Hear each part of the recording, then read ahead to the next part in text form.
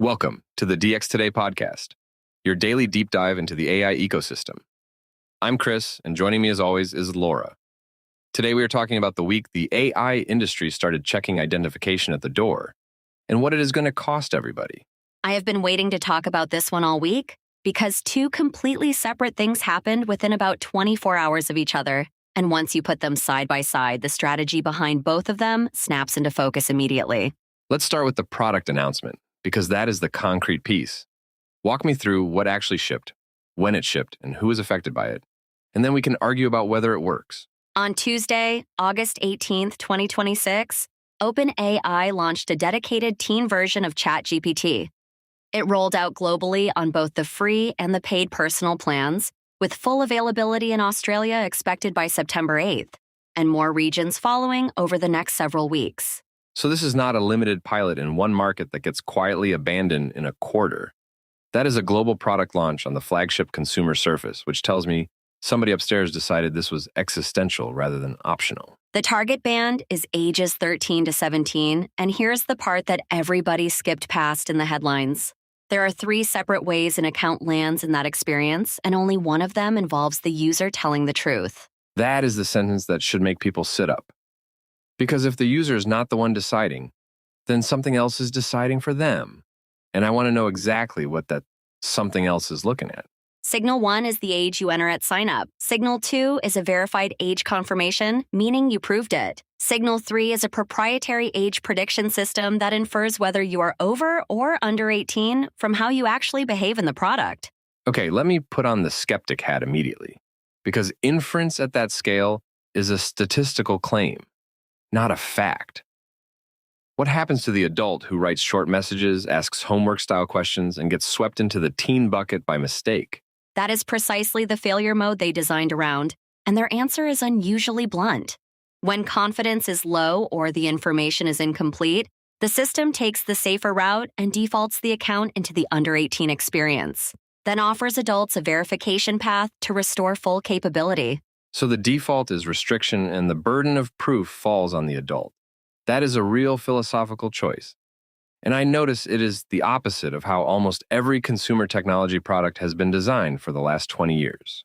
They said the quiet part out loud in their own policy language, which I have to respect even when it stings. The company stated that it prioritizes teen safety ahead of privacy and freedom. And that ordering of the 3 words is not accidental at all. That is a genuinely uncomfortable sentence for anybody who grew up on the open internet, and I want to sit with it rather than rush past. Safety ahead of privacy means somebody is modeling you in order to protect you. Right, and there is no version of behavioral age prediction that does not involve profiling. You cannot guess someone's age from their usage patterns without first building a representation of their usage patterns. And that representation is exactly the thing privacy advocates spend their careers trying to prevent. Let's get concrete about what actually changes once you are inside the teen experience, because a lot of people assume it just means the model refuses more things and becomes annoying to use. The content filtering covers self-harm, eating disorders, violence, dangerous activities, and sexually explicit material, which is roughly what you would expect. But 2 of the other changes are much more interesting and much less discussed, and they are about relationships rather than content. The teen model is barred from using romantic language or terms of endearment, and it is restricted from claiming to have feelings, consciousness, or emotions.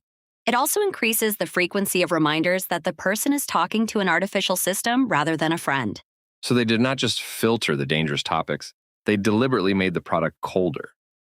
That is a fascinating product decision, because warmth is the entire reason these assistants beat search engines in the first place. And the data explains why they were willing to give that warmth up.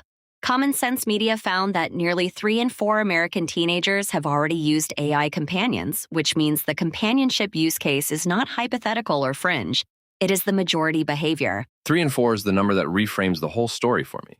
This is not a company getting ahead of a theoretical risk. This is a company responding to a behavior that already happened at national scale without anybody designing for it. The head of youth and families at the company put this strategic logic in one line that I keep turning over. She said that if you do not build a safe space for them, they are going to go to a less safe model experience instead. Which is either admirably pragmatic or slightly self-serving, depending on how charitable you feel. Because the same sentence justifies keeping teenagers inside your product rather than sending them elsewhere. Both readings can be true simultaneously. I think both are true, and I do not think that undermines it. Harm reduction arguments almost always benefit the entity making them, and they are still frequently correct, which is an annoying property of the world. Let's talk about the parental controls, because that is where I expected the most predictable design, and I understand they actually made a surprising call. Parents can link accounts, manage features, set quiet hours when the tool is simply unavailable, and schedule study hours. But they explicitly cannot read or monitor the teenager's conversations, and they only get notified in genuinely high-risk situations. That is a much braver decision than it sounds, and I would bet real money it was argued about internally for months. Every commercial instinct says give the paying parent the surveillance dashboard they are asking for. And the counterargument is that a teenager who knows every word is being read will simply stop using the safe product and go somewhere with no guardrails at all. Surveillance defeats the purpose of building the safe space in the first place.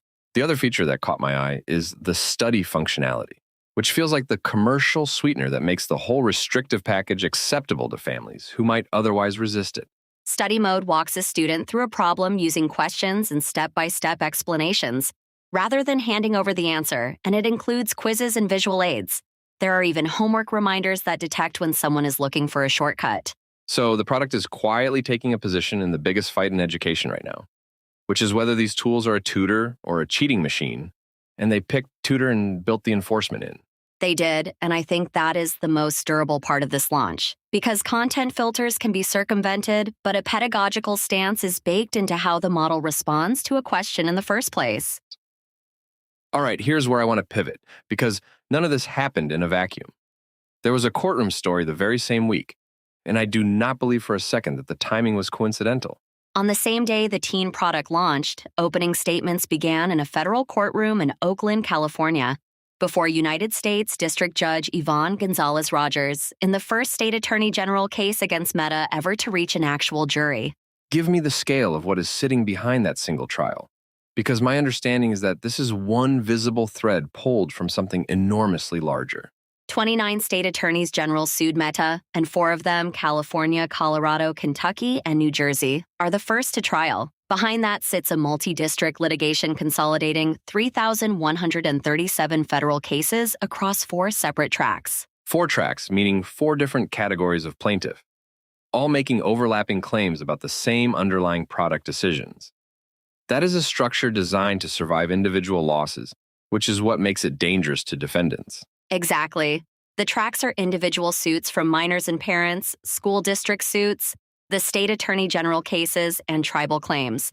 11 bellwether cases were designated, and the very first one settled in May of this year before it ever reached trial.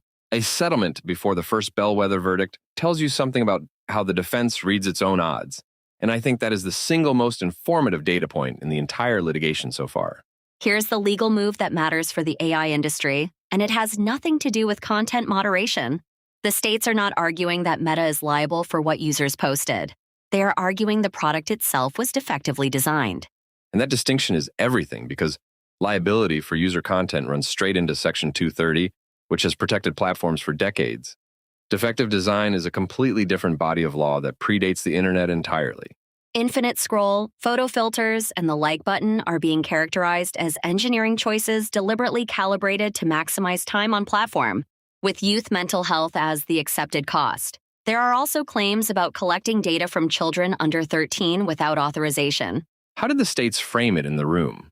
Because opening statements are written to be quoted, and I assume this one was engineered for exactly that purpose. The framing was 4 verbs: hook the users, hold them as long as possible, harvest their data, and then hide the truth from the public in official statements. That is the entire theory of the case compressed into one line. What is actually at stake financially? Because the numbers I've seen floating around this case seem almost designed to be unbelievable rather than informative. No specific figure has been demanded, which is important. The California Attorney General pointed to roughly $200 billion of annual revenue as a reference point, and one early theoretical exposure estimate ran to about $1.4 trillion. $1.4 trillion is not a damages calculation. That is roughly the entire company. And I read a number like that as an anchoring tactic, rather than a serious prediction of any outcome. Agreed, and the practical timeline is more useful than the headline number. The trial is expected to run 6 to 8 weeks, which puts a verdict somewhere in October, and that verdict will be read very carefully by every product team in this industry. So connect it for me explicitly. Why does a language model company ship a global age gate in the same week a social network is on trial for how it designed a scroll bar? Because the trial is establishing that product design is the regulatory surface, not speech. If a jury accepts that engineering choices which maximize engagement can be defective when the user is a minor, that reasoning transfers directly to conversational AI. And a conversational system is a far more intimate engagement engine than a feed, which means the exposure is arguably larger rather than smaller. Building the age gate now is buying evidence for a lawsuit that has not been filed yet. That is the cynical read, and I think it is also the accurate one. Every feature we described, the verification path, the alerts, the ban on romantic language, is a document you would very much like to have in discovery 3 years from now. Let me push back on my own cynicism, though. The fact that a defensive motive exists does not make the protections worthless. And teenagers using a product with break reminders and no simulated affection is probably better than the alternative. I agree completely, and the public opinion data suggests the pressure is only going to increase. Pew Research surveyed 3,488 American adults in late June, and 52% now say they are more concerned than excited about AI in daily life. Give me the trend line, because a single number in isolation is close to meaningless. What did that figure look like before the current generation of systems arrived?